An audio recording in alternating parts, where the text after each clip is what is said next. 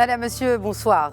Quelques heures nous séparent de l'annonce du chef du gouvernement du plan de déconfinement progressif. Et en attendant une lecture de cette annonce, en sachant plutôt que l'état d'urgence sanitaire sera lui prolongé d'un mois supplémentaire jusqu'au 10 juillet, nous continuons dans Question Écho à répondre à vos interrogations et prospecter les pistes de sortie de crise, toutes filières confondues. Beaucoup d'entreprises ont repris leur activité avec tout ce que cela nécessite comme mesures sanitaires.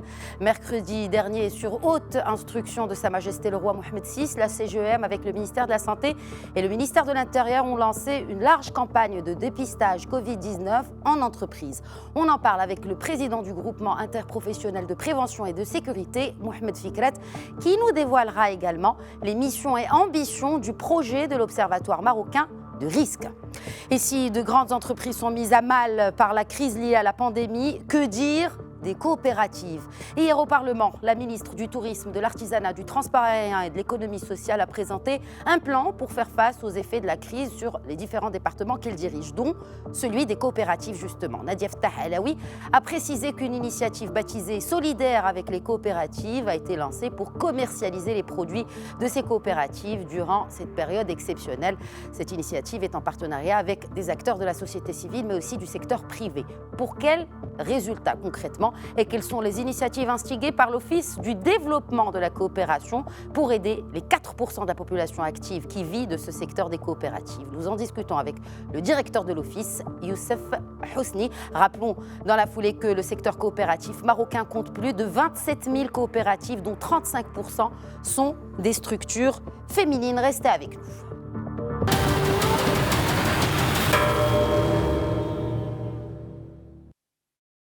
Histoire de planter le décor, je vous laisse avec ce papier de Souheil Jalil qui revient sur les mesures de sécurité sanitaire dans les entreprises marocaines. Regardez. Pour enrayer la pandémie dans le royaume, la CGEM, sur haute instruction du souverain, a été chargée de coordonner en partenariat avec le ministère de la Santé et de l'Intérieur une très large campagne de dépistage du Covid-19 auprès des employés du secteur privé. Un dépistage massif afin de détecter tout cas d'infection et d'éviter des foyers en milieu professionnel et familiaux. De son côté, le ministère de l'Économie, des Finances et de la Réforme de l'administration a lui aussi publié un guide pratique pour la gestion de la phase post-état d'urgence sanitaire, anticipant un retour progressif des fonctionnaires sur leur lieu de travail.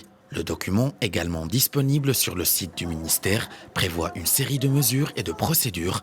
C'est ainsi que sur le plan de l'organisation du travail, le ministère recommande la mise en place d'un système de gouvernance, un plan comportant 6 axes majeurs. Il s'agit de la création d'un comité interne et de groupes de travail, la définition des missions et des services prioritaires, ainsi que la mise en place d'un plan d'action pour les activer. La tutelle recommande également la définition des mécanismes adéquats pour le travail, l'exécution du programme d'action, de suivi et d'évaluation, ainsi que l'actualisation de ces programmes selon le développement de la situation sanitaire. Et enfin, le guide vise pareillement à renforcer le contrôle du respect des mesures de santé et de sécurité par les fonctionnaires et les usagers, à organiser les espaces d'accueil en adoptant un système de prise de rendez-vous à travers les centres d'appel et d'orientation des administrations publiques, et d'assurer l'offre d'un maximum de services en ligne. Depuis Casablanca par Skype, Mohamed Fikret, président du groupement interprofessionnel de prévention et de sécurité. Bonsoir Mohamed Fikret. Bonsoir madame, bonsoir chers téléspectateurs et merci pour l'invitation. Merci à vous de l'avoir accepté. Je rappelle par ailleurs que vous êtes également président de l'association de la zone industrielle de Ain Sebaa, plus communément appelée l'ASIAN. Alors, quelle est votre vision de la vie en entreprise après cette crise de la Covid-19? Cette crise que nous avons tous vécue, selon nos positionnements, qu'on soit citoyen, entreprise ou bien aussi fonctionnaire, pour moi c'est une source d'enseignement et de leçons. C'est une très grande expérience, mais qui nous a permis aussi de nous découvrir nous-mêmes, en tant que Marocains, découvrir nos potentialités, nos forces, mais aussi être plus conscient de nos faiblesses. Et souvent, je partage autour de moi l'idée qu'il faut l'avoir comme une épreuve qui va nous muscler, qui va muscler notre pays au sens large, la manière de fonctionner à l'intérieur des entreprises, la manière aussi d'interagir avec les organes de l'État que je salue au passage. Nous avons vu qu'il y avait, alhamdoulilah, une gestion efficace de la part des différentes autorités, l'intérieur, la santé, le ministère de l'Agriculture, le ministère de l'Industrie, sous les hautes directives de Sa Majesté, que Dieu l'assiste. Et cette expérience, bien qu'il soit éprouvant, bien qu'il soit parfois difficile, bien qu'il soit aussi parfois douloureuse pour certaines entreprises, mais c'est une source d'innovation et c'est une accélération de plusieurs domaines, à leur tête l'innovation, mais aussi la culture de la gestion du risque. C'est ça ce que nous essayons de promouvoir au sein du GIPSI que je préside. Nous essayons d'instaurer une culture de santé, sécurité au travail au sein des entreprises pour bien sûr protéger le capital humain et protéger aussi les actifs. Très bien. Et instaurer une bonne approche par rapport à la gestion globale des risques. Justement, par rapport à cette gestion des risques, il y a cette campagne de dépistage massif auprès du secteur privé qui a été entamée il y a quelques jours. D'abord, cela concerne qui? Est-ce que cela concerne simplement les entreprises qui reprennent leurs activités ou plutôt les entreprises qui ont repris avant cette annonce sont également concernées par cette campagne de dépistage? C'est une campagne, telle que je l'ai compris, à travers les médias et à travers aussi les hautes instructions de Sa Majesté. C'est une campagne qui est exhaustive et qui concernera l'ensemble des entreprises qui travaillent déjà ou qui vont reprendre. Et pour moi, c'est une campagne qui vise à sécuriser le fonctionnement, à protéger les collaborateurs, les collaboratrices et par voie de conséquence les entreprises, mais également tout leur écosystème, que ce soit les membres des familles du personnel de ces entreprises, leurs clients, leurs partenaires. Et je pense que c'est une démarche qui est très sage et qui est saine.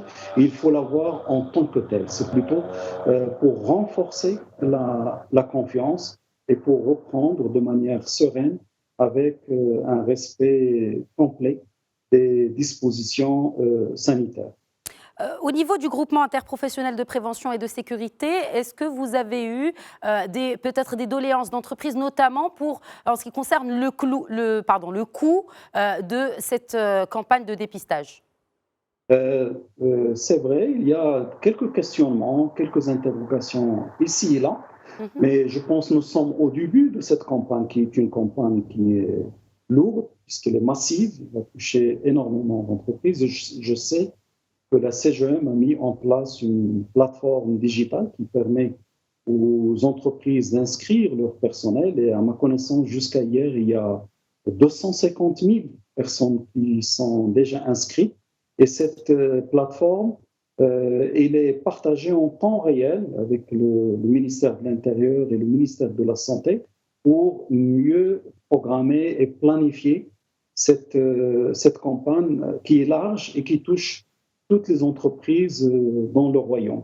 Et comme toute opération de cette ampleur-là, il y a au départ peut-être quelques questionnements, quelques hésitations, mais j'invite toutes les entreprises à s'engager, à se mobiliser, parce que c'est pour l'intérêt de leur capital humain, c'est pour l'intérêt aussi de l'économie nationale et pour notre propre société. Mais combien cela coûtera? Justement, combien coûtera cela à l'entreprise? Je ne peux pas répondre à cette question. Je pense que c'est le ministère de la Santé qui gère cet aspect-là. Mais le plus important, c'est de l'entamer et de la réussir, au-delà du coût. Parce que la sécurité ou la maîtrise du risque, ça n'a pas de coût. Donc, le plus important, c'est de préserver la santé des entreprises, de leur personnel, et surtout reprendre dans des conditions sereines de fonctionnement. Le coût, je pense, c'est un détail qui sera certainement réglé dans les jours qui viennent. Très bien. Alors, outre cette campagne de dépistage, quelle sécurité pour la phase de reprise? Outre ces tests, bien sûr, de dépistage de la Covid, est-ce qu'il y a d'autres mesures pour l'après-Covid? Covid, justement, pour que ces entreprises puissent reprendre une activité, j'ai envie de dire, quasi normale? Je pense les dispositions qui ont été déjà largement diffusées, je pense suivies de manière générale, doivent être poursuivies parce qu'on n'est pas encore sorti de la zone de danger. Nous sommes toujours peut-être nous serons toujours peut-être soumis à peut-être des reprises ou d'autres éléments, mais je ne suis pas compétent pour en parler. Mais d'après ce que j'entends ici et là, en discutant avec particulièrement le personnel du ministère de la Santé, certains experts, ce qu'on lit dans les médias, et ça nous impose de la précaution. La précaution, elle est très simple. Il y a 3 grandes règles que nous devons tous respecter. Il y a bien sûr la distanciation sociale, il y a le port du masque quand on est avec d'autres personnes dans un lieu où on ne peut pas respecter la distance de 1,50 m. Il y a également la désinfection, se laver les mains, c'est des gestes extrêmement simples. Et je pense que ce sont de bons réflexes qui ont permis jusqu'à maintenant, alhamdoulilah, d'obtenir les résultats que nous avons avec une efficacité au sein des entreprises. Ce que vous aviez vu avec les milliers de tests qui sont conduits, je pense jusqu'à hier, il y a presque 14 000 ou 14 500 14 000, tests. absolument. Et qui n'ont révélé que 3 cas positifs. Et ça, c'est un résultat qu'il faut souligner et qu'il faut continuer. Il ne peut pas être obtenu et préservé s'il n'y a pas le respect de ces dispositions de manière stricte et cette discipline. Je pense de manière générale, les citoyens et particulièrement le personnel des entreprises est parfaitement conscient de cela. Et si on continue sur cette pratique, cette précaution, et particulièrement une gestion de la santé, de la sécurité au travail de manière permanente, nous pourrons dépasser cette phase-là et pourquoi pas garder les bons réflexes. Et par rapport aux bons réflexes, il y a beaucoup d'enseignements à tirer de ce que nous avions vécu à l'intérieur des entreprises. Nous avons découvert les bienfaits de l'agilité dans l'organisation, les bienfaits aussi de la solidarité intra-entreprise, inter-entreprise, entre les entreprises et l'État. Et c'est spectaculaire ce que nous avions vécu. Il nous montre tous les ressorts que nous n'avons pas eu l'occasion de libérer. Et je pense que ça nous rend très optimistes par rapport à l'après-Covid, même si nous aurions à traverser des périodes un peu délicates par rapport à l'économie. Parlons présent, ou plutôt parlons avenir à présent, Mohamed Fikret, et notamment de ce projet d'observatoire marocain de risque. De quoi s'agit-il ? Alors, si vous voulez, au sein du GIPSI, nous avons 5 projets que nous avons mis en place. Il y a un projet qui est extrêmement important, que j'aimerais aussi décrire. C'est une mutualisation de la médecine du travail et aussi de la gestion des risques de manière générale par le coup d'envoi d'un premier service interentreprise qui a pour ambition de servir les TPE et les PME dans la zone de Ain Sebaa. Et c'est une collaboration, un partenariat entre ASEAN, GIPSI, mais aussi le croissant marocain. Et l'idée, c'est d'équiper ce service inter-entreprise par ce qu'il faut côté médical, par un médecin de travail, par aussi un ingénieur HCE, hygiène, sécurité et environnement. Et je pense que c'est une expérience originale qui va nous aider à accompagner les entreprises, particulièrement les entreprises qui n'ont pas la possibilité de loger en leur sein un service médical ou un médecin de travail. Nous avons aussi 2 autres ou 3 autres projets, l'un sur la qualification des installations, des installateurs de tout ce qui est lutte anti-incendie. Nous avons aussi une coopération forte avec la Fédération marocaine de conseil et d'ingénierie dans le domaine de la sécurité et la gestion des risques. Et avec le monde académique, nous avons lancé l'idée d'un observatoire sur les risques qui permet de mieux éclairer les entreprises pour qu'ils orientent comme il se doit leurs actions dans le domaine de la gestion globale des risques. Rapidement, Mohamed Fikrat, si vous le permettez, nous allons prendre une ou deux questions, cela dépendra du temps, de nos internautes, et notamment celle-ci de Youssef via Facebook. Le coût des mesures sanitaires n'entamera-t-il pas la compétitivité de certaines entreprises en augmentant les coûts de production? Je pense c'est vrai, il y a un coût, mais il ne faut pas le voir en tant que coût. C'est son absence qui rendrait peut-être l'activité non sécuritaire, voire impossible. Et il faut le voir plutôt comme un investissement. Et ce coût n'est pas très élevé, puisque moi-même, je suis président, directeur général d'une entreprise dans l'agroalimentaire, et c'est pas très important par rapport aux autres coûts habituels. Et surtout, l'absence de ces dispositions ne nous permettrait pas de fonctionner dans des conditions saines et sécuritaires pour l'ensemble de notre capital humain et pour nos partenaires. Merci beaucoup, Mohamed Fikrat, président du groupement interprofessionnel de prévention et de sécurité, d'avoir répondu à nos questions. Merci, madame. Merci. Merci à vous. Voilà, nous passons tout de suite à la deuxième partie de Questions Écho. Merci de rester avec nous.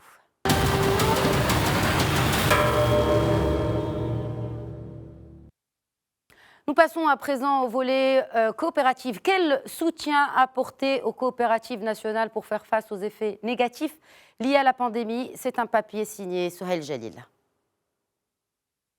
Face à la pandémie du Covid-19 qui impacte durement l'économie sociale, l'Office du développement de la coopération, l'ODECO, a initié une formation sur le digital au profit de 820 coopératives. Tout comme les autres entreprises, notamment les TPME, les coopératives ont été impactées par la crise. Pour relancer ces structures, la solution pourrait alors bien venir du digital et du commerce électronique. C'est ce à quoi a réfléchi la cellule de veille mise en place depuis le déclenchement de la crise sanitaire sur instruction du ministère de tutelle.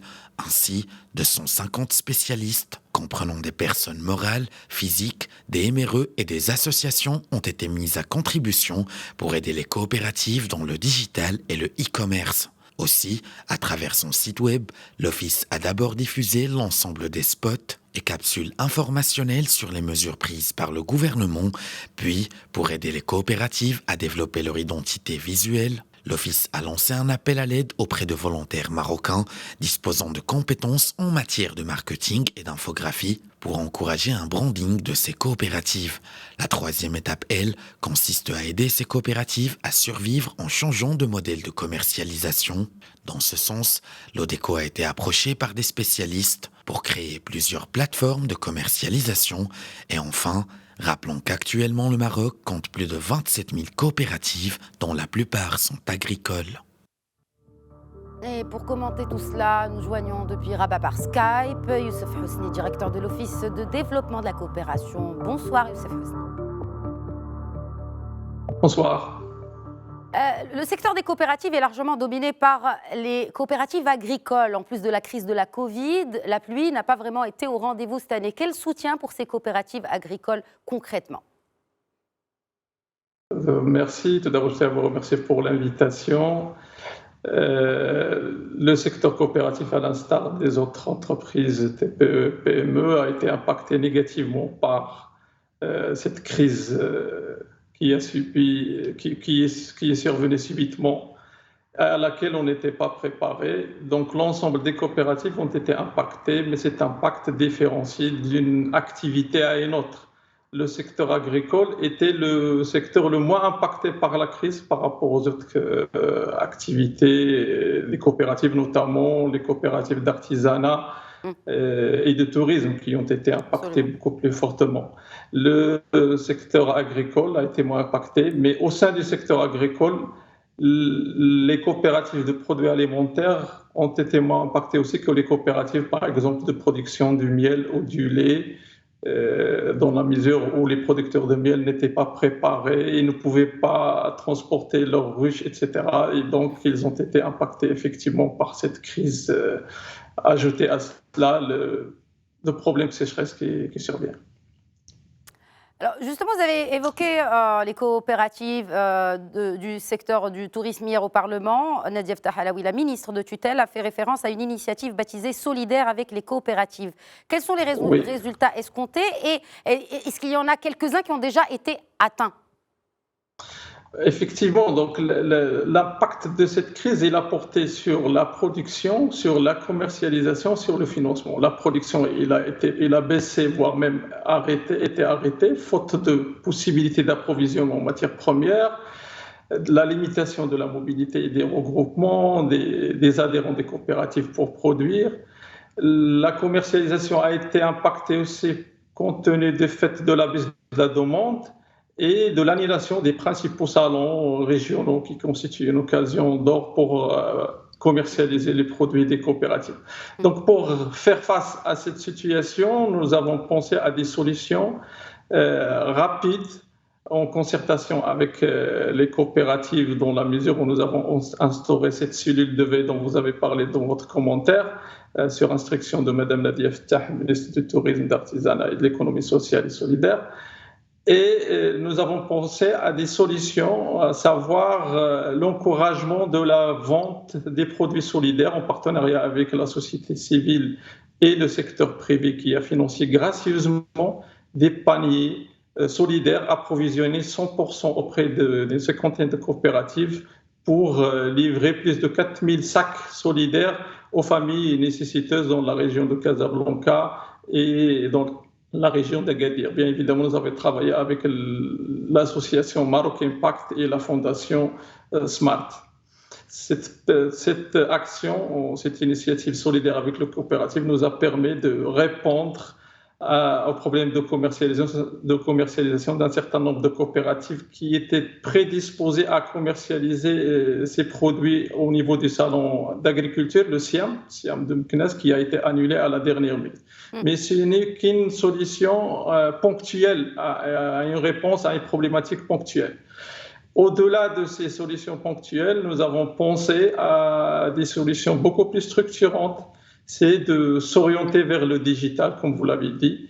Et dans ce sens, nous avons lancé cette initiative, cet appel d'aide auprès des volontaires marocains. Ceci en profitant de l'esprit de solidarité dont ont fait preuve les Marocains suite à la décision de Sa Majesté le Roi, que Dieu le glorifie, de créer le fonds Covid-19. Et nous avons constater une solidarité entre les Marocains et dans ce sens, nous avons lancé cette initiative auprès des volontaires qui ont accompagné des coopératives dans l'élaboration de leur identité visuelle et beaucoup plus dans la mise en place d'une stratégie marketing parce que propre à elle, c'est une sorte de branding individuel. Ce que vous dites en fait, c'est la société civile qui s'est mobilisée justement pour aider ces coopératives à avoir une visibilité 2.0.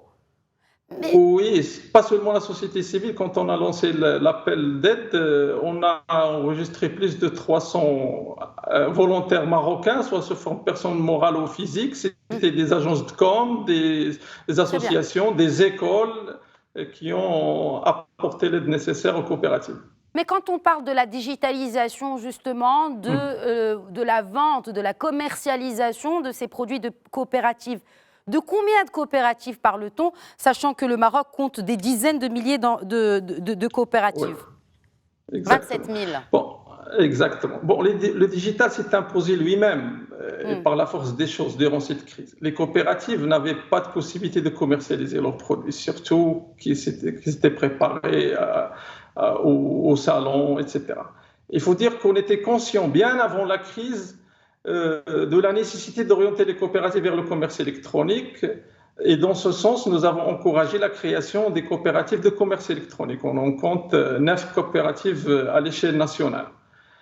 Mais on s'est heurté à beaucoup de réticences de la part des coopératives dans la mesure où on ne disposait pas des compétences nécessaires. Avec la crise, ces réticences se sont dissipées. Bien évidemment, il a fallu les accompagner. Avec cette initiative que nous avons lancée, si je vous donne un exemple, il y avait une coopérative de commerce électronique qui a commencé bien avant la crise, qui ne comptait que 30 coopératives enregistrées sur leur site électronique.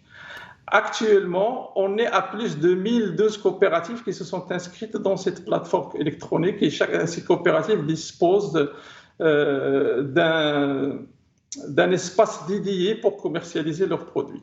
Très bien. Youssef Housni, où en est la loi cadre relative à l'économie sociale et solidaire?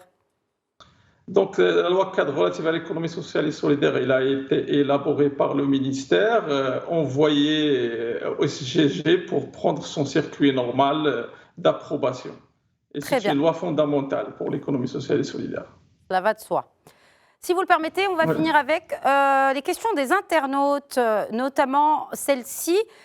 L'économie solidaire étant encore dans un stade embryonnaire, ne risque-t-elle pas de sombrer à cause de cette crise?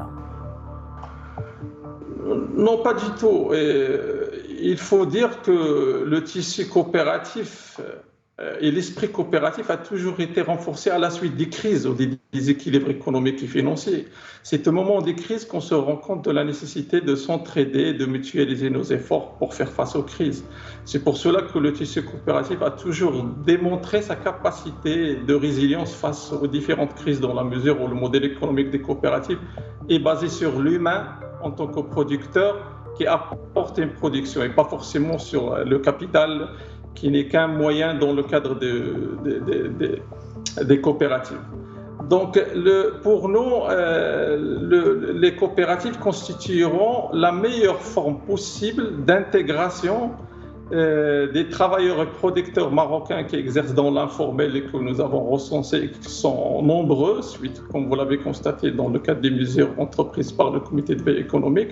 Pour nous, la coopérative constitue le meilleur moyen d'organiser ces travailleurs et producteurs dans un cadre formel, légal, organisé et reconnu qui est la coopérative. Donc, on s'attend à plus de coopératives après la crise qu'avant.